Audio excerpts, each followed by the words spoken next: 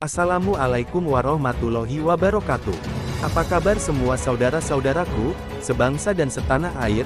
Semoga kita semua diberi kesehatan, keselamatan, dan dilimpahkan segala anugerah kebahagiaan, dunia akhirat. Amin amin ya robbal ngalamin. Bersama Ahmad Channel Indo masih melanjutkan kisah Abu Nawas. Tanpa berlama-lama lagi, mari kita masuk ke alur ceritanya. Ditanya siapa yang menciptakan Tuhan? Jawaban Abu Nawas bikin lawan takluk dan Raja Harun al-Rasyid kagum. Al-Kisah. Bukan Abu Nawas namanya, jika tidak bisa menjawab dan memecahkan teka-teki. Hidup di masa Raja Harun al-Rasyid, Abu Nawas lebih dikenal sebagai seorang penyair. Selain itu Abu Nawas juga terkenal jenaka dan konyol. Namun di balik kekonyolannya, Abu Nawas adalah sosok yang cerdas dan religius. Suatu ketika, kota Baghdad kedatangan orang asing yang bikin gaduh warga kota. Tiba-tiba orang asing tersebut mengaku bahwa dirinya tidak mempercayai adanya Tuhan. Tak hanya itu, dia juga menantang orang-orang Muslim berdebat mengenai adanya Tuhan. Kegaduhan akibat perbuatan orang asing itu, sampai ke telinga baginda Raja Harun al-Rasyid. Dinilai karena membuat resah masyarakat. Akhirnya orang asing tersebut dipanggil ke istana oleh baginda Raja. "Apa tujuanmu membuat onar di negeri kami?" tanya baginda Raja dengan tegas. Bukan menjawab pertanyaan Raja, orang asing ini malah menantang kepada baginda Raja. "Untuk apa mengaku bertuhan kalau tidak bisa menjawab pertanyaanku?" kata orang itu dengan percaya diri. Kemudian baginda Raja bertanya kembali tentang kepercayaan orang asing itu kepada Tuhan. Dengan tegas orang itu menjawab, bahwa dirinya tidak percaya adanya Tuhan dan tidak percaya adanya akhirat. "Tapi saya dan rakyatku percaya adanya Tuhan.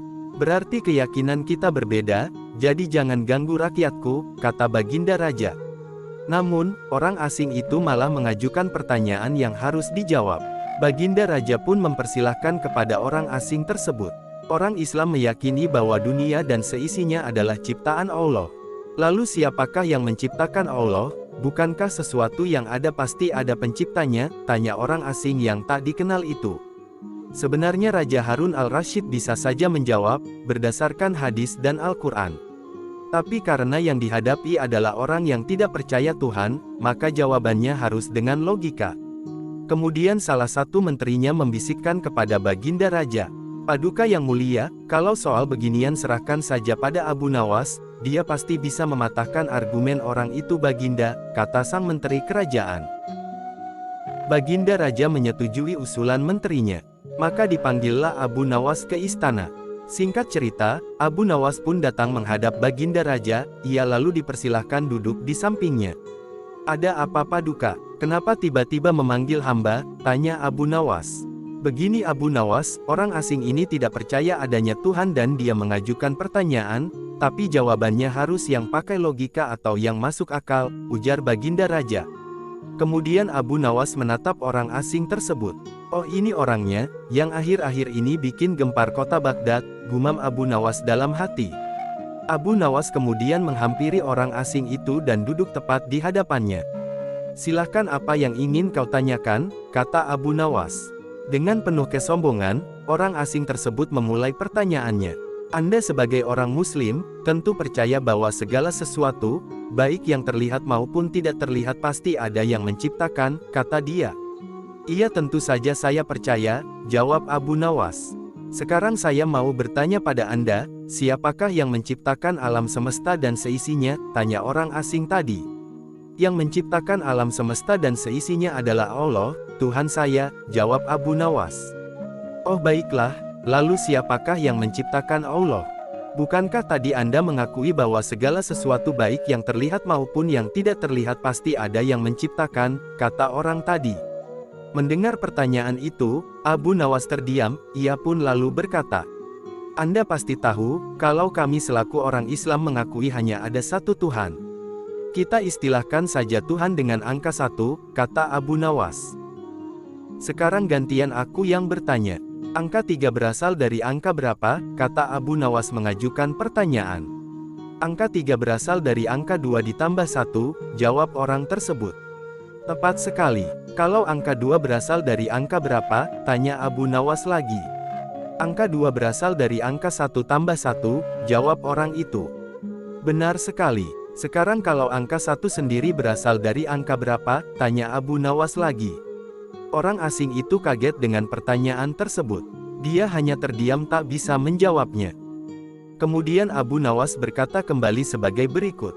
Pada intinya semua angka pasti ada awalnya. Entah itu angka 5, angka 4, ataupun angka 10, dan angka-angka tersebut diibaratkan alam semesta ciptaan Allah, kata Abu Nawas. Apabila kamu bertanya siapa yang menciptakan Allah, sama halnya saya bertanya kepada Anda, dari mana angka 1 itu ada, kamu pasti tidak akan bisa menjawabnya, jelas Abu Nawas lagi. Orang asing itu pun langsung terdiam, dan merenungi kata-kata Abu Nawas. Untuk jawabanmu atas pertanyaanku masuk akal, kata orang asing tersebut. Jawaban Abu Nawas tentang siapa yang menciptakan Tuhan, membuat lawan bicaranya terdiam. Sang Baginda Raja Harun al-Rasyid pun kagum atas jawaban cerdas Abu Nawas, kemudian orang asing tersebut meminta nasihat pada Abu Nawas, dan dia pun mengucapkan kedua kalimat syahadat dan masuk Islam. Melihat kejadian itu, Baginda Raja memberi hadiah kepada Abu Nawas. Kisah selanjutnya, dikisahkan, salah satu sahabat Nabi Muhammad SAW, bernama Nuaiman bin Amir bin Rafa'ah, ia sangat terkenal akan tingkah konyol dan sering membuat Rasulullah tertawa. Nuaiman merupakan sahabat yang berasal dari kalangan Ansor yakni penduduk asli kota Madinah. Meskipun terkenal akan kejailannya, Nuaiman ialah seorang mujahid sejati. Namanya tercantum dalam Ashabul Badr karena keikutsertaannya dalam berjuang bersama Rasulullah SAW dan para sahabat lainnya dalam Perang Badar. Berbagai tingkah konyol nan jahil Nuaiman ini, mampu membuat Nabi Muhammad SAW dan para sahabat tergelak tidak kuasa menahan tawa. Keusilannya ini tak hanya disasarkan kepada para sahabat, namun juga Rasulullah. Suatu saat pernah Nuaiman datang membawakan banyak makanan kepada Nabi Muhammad SAW dan para sahabat. Selesai menghabiskan makanan tersebut, Nuaiman barulah berkata, "Ya Rasulullah, inilah penjual makanan tadi, silakan engkau yang bayar." Kejadian tersebut lantas membuat Nabi Muhammad SAW dan para sahabat kebingungan, namun juga tidak bisa menahan tawa.